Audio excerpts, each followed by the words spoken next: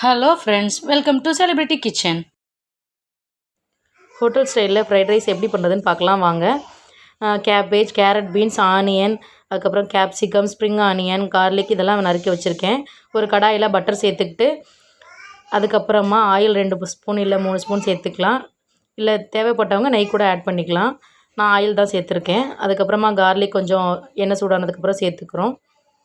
அதுக்கப்புறம் பாதி வதங்கினதுக்கப்புறமா ஆனியன் சேர்த்துக்கிறோம். ஆனியன் வந்து கண்ணாடி மாதிரி வதக்கிக்கோங்க. நல்லா வதக்கினதுக்கப்புறமா கேரட், பீன்ஸ் ஆட் பண்ணிக்கோங்க. கேரட், பீன்ஸை நல்லா வதக்கிக்கணும். ஏன்னா நம்ம தண்ணிலாம் எதுவுமே ஆட் பண்ணலை. இது எவ்வளோ நேரம் நல்லா வதக்க முடியுமோ வதக்கிட்டு அதுக்கப்புறமா உப்பு மற்ற பொருள்லாம் சேர்த்துக்கலாம். இந்த டைமில் ரைஸ் பாயில் பண்ணி நான் எடுத்து வச்சுக்கிறேன்.